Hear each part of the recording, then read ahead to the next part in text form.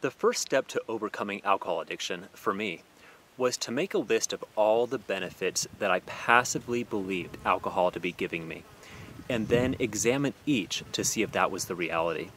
So this is just my personal list. I'm showing them as examples, and you'll probably have your own perceptions to look at. Okay, my first belief was, alcohol helps me to relax. But the real truth is, it's not relaxing to need a drink.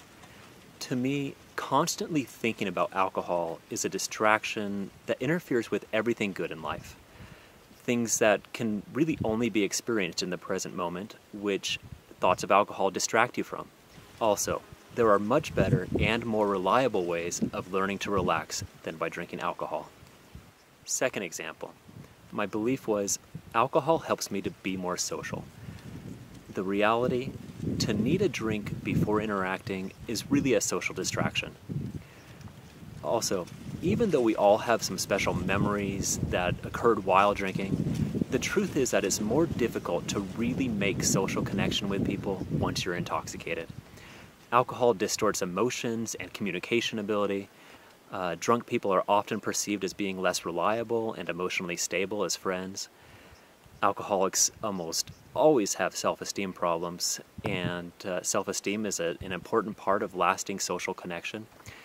Long story short, while alcohol may have been an experimental stepping stone in your younger days, full consciousness is the only mindset in which real social connection can take place. Next belief, alcohol gives me confidence. The truth, that's not really confidence.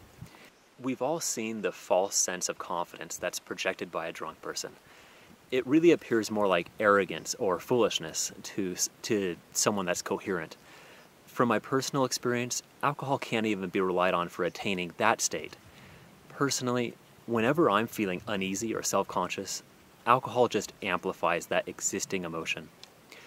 The truth is that if you're suffering from lack of confidence, you need 100% of your mind power to find real ways to cultivate it. In the long run, alcohol only hinders those efforts. Another belief, drinking wine is good for health. The actual truth, maybe, but drinking alcohol isn't. Wine does contain antioxidants, and some other alcohols do as well. But if your body's health is really the priority, you can get just as much, if not probably more nutrients from grape juice, green tea, or just about any fruits and vegetables. So don't be deceived. Alcohol is a poison. It kills brain cells, destroys heart muscle, damages the liver. It's a carcinogen associated with increased cancer risk, and a lot more. Again, there's a good reason why drinking alcohol leads to a condition called intoxication. Another belief, alcohol enhances intimacy. The reality, I'm not in high school anymore. Studies do show that people who overdrink are more likely to contract HIV and other STDs, which may, in a way, I guess, prove that alcohol can be an effective sexual lubricant. But do you really want to rely on alcohol for that? Although it may lead to some interesting encounters, it's definitely going to limit the quality of your sexual life, not to mention the type of person you'll be connecting with. In the long run, alcohol is also associated with increased male impotence, decreased sexual drive, heavy drinkers are more likely to fall asleep before sex, and they're less likely to maintain the quality of relationship where regular intimacy occurs. Another belief, alcohol helps me to sleep better. The reality, multiple studies prove otherwise. The fact is that many studies show alcohol consumption to be one of the leading causes of poor sleep.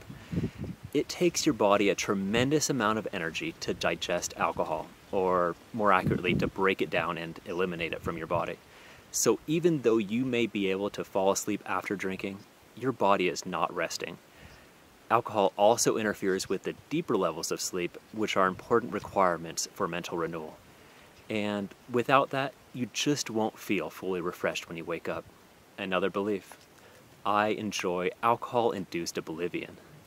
The reality, my escape is really making things worse. The mental numbness that comes from drinking, for me, was probably the most dangerous appeal of alcohol. But the fact that I would only feel relaxed after drinking a bottle or two of wine was a clear indication that I needed to find better ways to make my sober life more satisfying. Alcohol may temporarily make life look better or feel better, but none of those benefits are going to stick with you. Instead, it just leaves you further down than where you started. And you know this. There's probably been many times, more often than not probably, when you woke up in the morning and realized that not one good feeling from the night before had stuck with you. But once you find real ways to achieve a higher mentality with a sober mind, the appeal of alcohol as an escape mechanism dwindles quickly. Okay, this list of misperceptions could go on and on. These were just a few examples that meant something to me. You'll probably have some unique assumptions to look at. Just write them down and question whether they're really true for you, whether they're valid reasons to choose alcohol as part of your life or not. This kind of self-reflection is an important step to convincing your logical mind of what really matters to you. When you're more aware of the reality and you've taken a little time to convince yourself of it, it's much easier to start making decisions that lead to what you really want, which alcohol is probably not going to be a part of.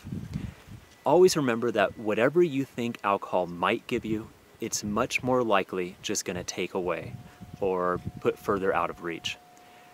Alcohol may have been a stepping stone and an interesting experience at some point in your life, like when you were 15, but at this point, it's probably only making impossible what you want your life to be.